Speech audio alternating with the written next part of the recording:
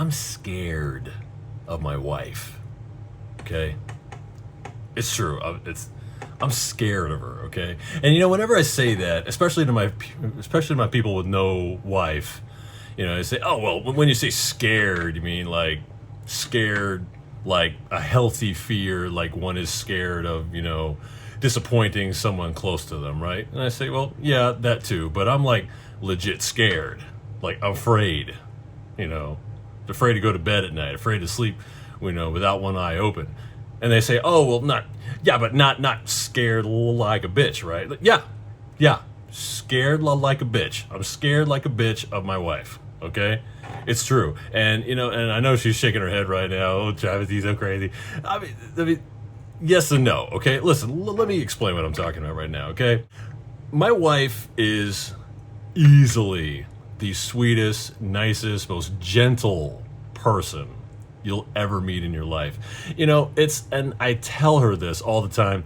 I tell people, if I meet someone, and I actually have met someone like this, if I meet someone who says, oh yeah, she's a terrible person, she's mean-spirited and all that, that basically tells me everything I need to know about that person. If you think my wife is not someone of good moral character or someone you would want to hang out with, then there's something wrong with you. Seriously. My wife is just someone who just likes to get along with as many people as she can. She doesn't like to have enemies. She tries to collect as many friends as possible. She's the most easy person to talk to. She's very empathetic. She wants nothing more than to try to be a good person, a good Christian. She is the sweetest woman I've ever met. That's the truth. That's as simple and plain as I could put it.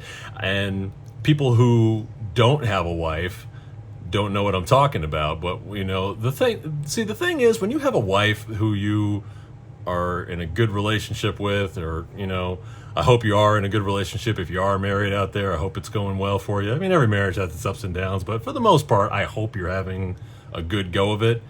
But the thing is that people don't understand who aren't married is that you realize one day, like, what, I don't have to prove this to anybody.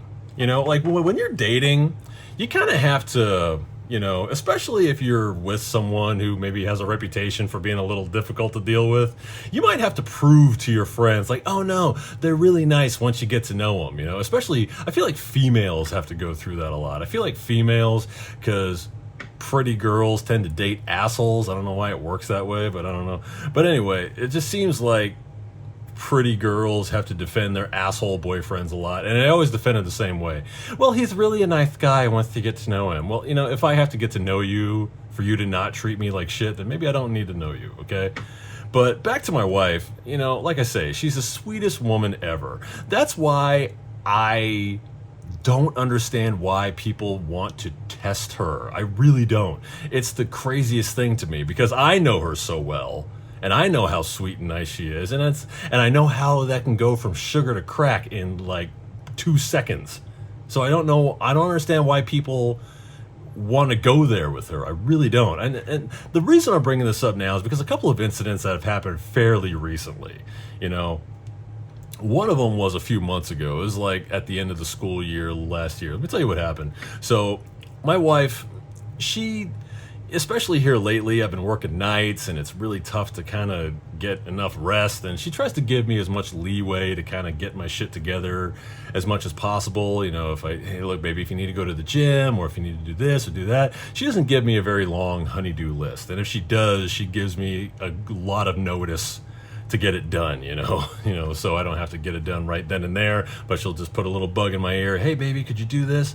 So again, that's why she's so awesome. That's why she's a great person. That's why I'm sitting here singing her praises, because it's true. But so this one instance, our oldest son, who just graduated high school, he's in college now, he was going to the prom, like you do, and we rented him a tux, no problem. And on this particular day, it's the night before the prom, and she asked me, hey, babe, can you go and pick up the tux? Like, yeah, sure, no problem. I think I had the weekend off, so it wasn't a big deal to go. I put the munchkin in the car. He likes to go for a ride, and we just went to go pick up the tux. Here's the receipt. Go pick it up. Shouldn't be a big deal, right? So I get to the tux store, And I'm sitting there in line, and it's the night before the prom, so there's like a billion people outside waiting with their kids, trying to get their tux and trying to get everything squared away. So, but it wasn't long. I think I waited for maybe 15 minutes, and they call me up, and I give them the receipt. I said, yep, this is it. Anyway, where was I? So I'm out picking up the tux.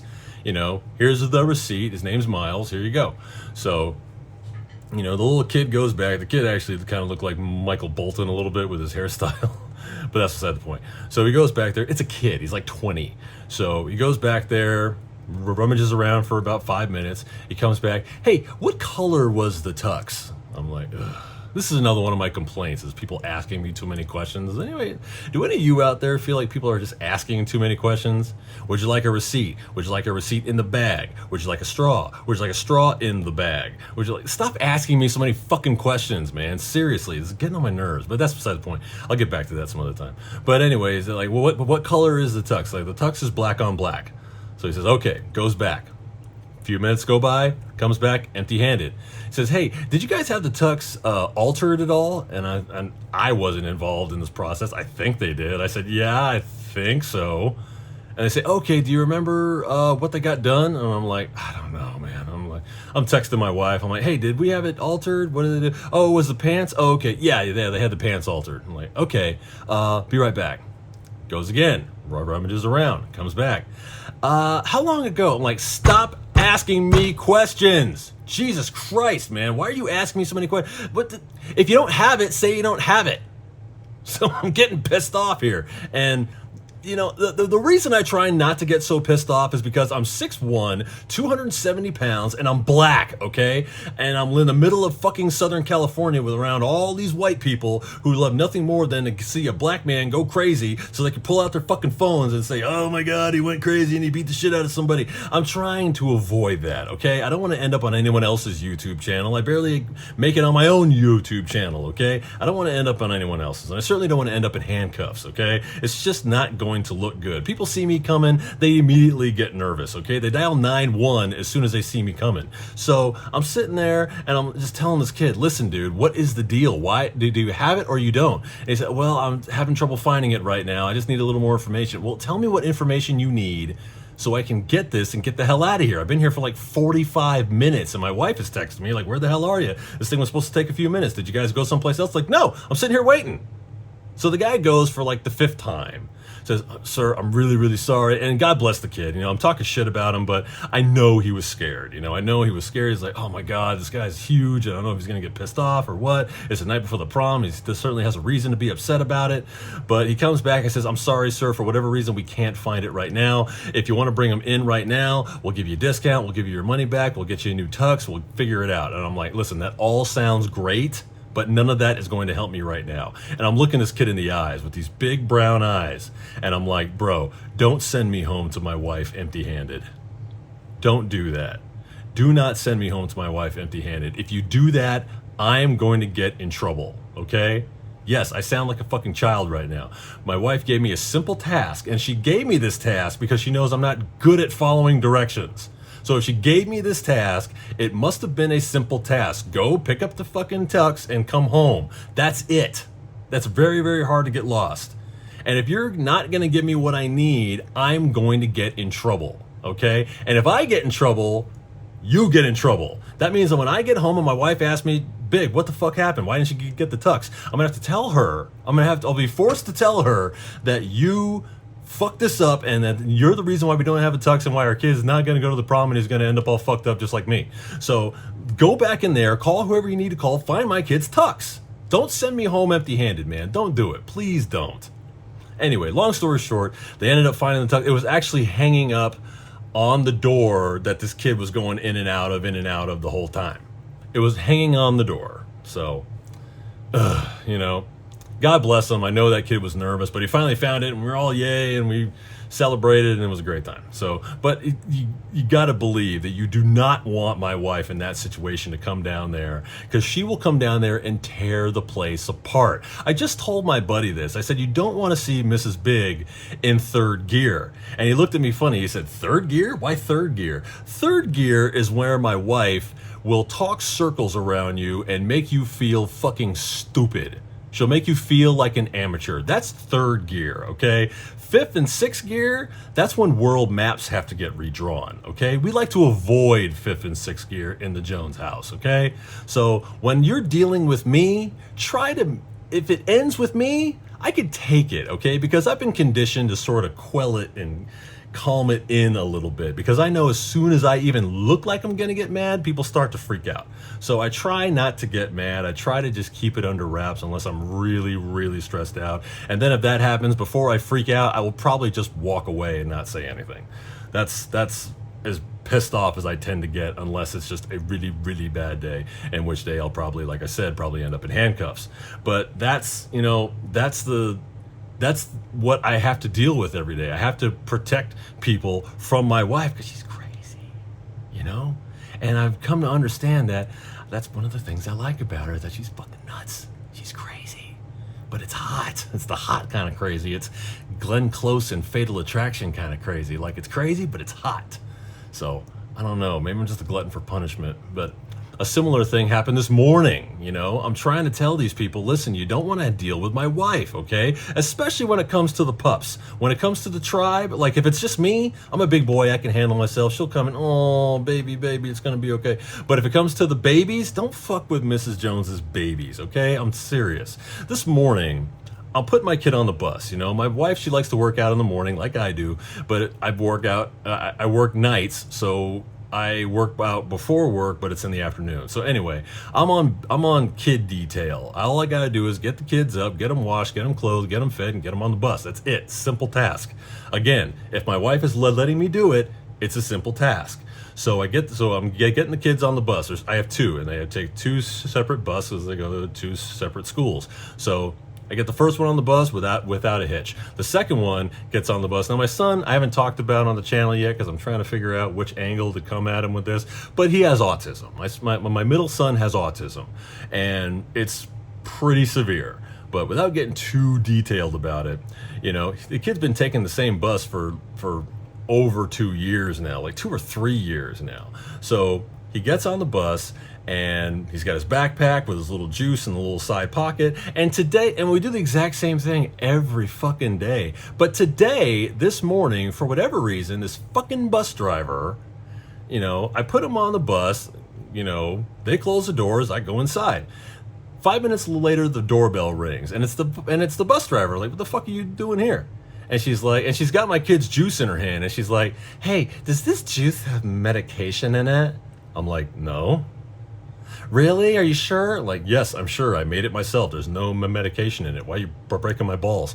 And she's like, well, somebody told us that it had medication in it, and we were supposed to give him the medication on the bus. I'm like, where did you hear that? The kid's been in school for a month and a half now, and we've never said anything like that. Why are you saying something like that? There's nothing like that. And she's like, yeah, we just heard that, and we're just trying to make sure there's no medication in the juice. Is there medication in the juice? No. For the third time, no, there's no medication in the juice. Why are you even here? Why are you asking me these questions? Well, you know, if one of the kids gets up and pulls his juice out of his backpack and starts drinking it, then now the kid's got his medication, and that could be a problem. And I'm saying, yeah, that would be a problem. The problem is you're a shitty bus driver.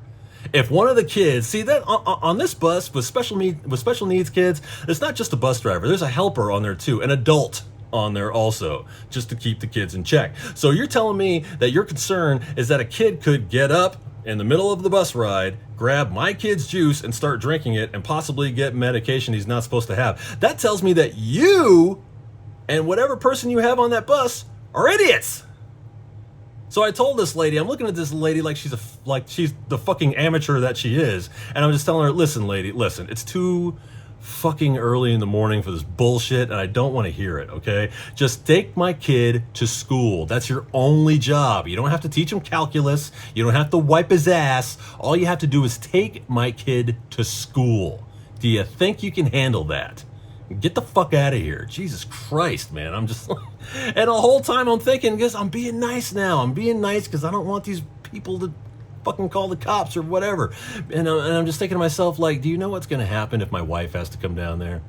I'm being nice.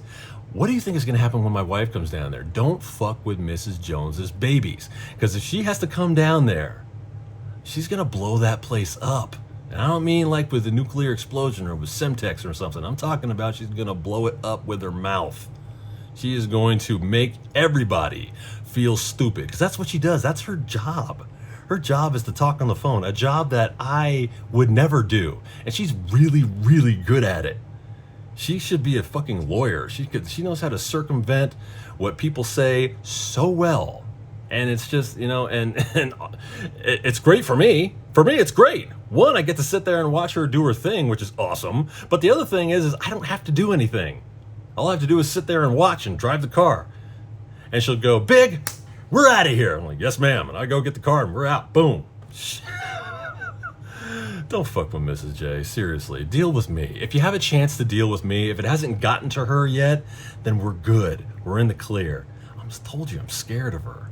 And the best thing that you can do for me is you fuck up and it'll take the attention off of whatever I've done. Okay? So spare that in mind when you're dealing with Miss J, okay? Do any of you guys have a crazy wife? Do any of your wife or girlfriend, are you scared of them? Am I the only one? I'm not ashamed to tell you I'm scared like a bitch of my wife. It's true, and it's, in a weird way, it's kind of what makes the world go around. So anyway, if you have a crazy wife, like, share, and subscribe to BJBL Unleashed on YouTube. Follow me on Instagram if you feel like it, and I will see you guys next time for more Unleashed.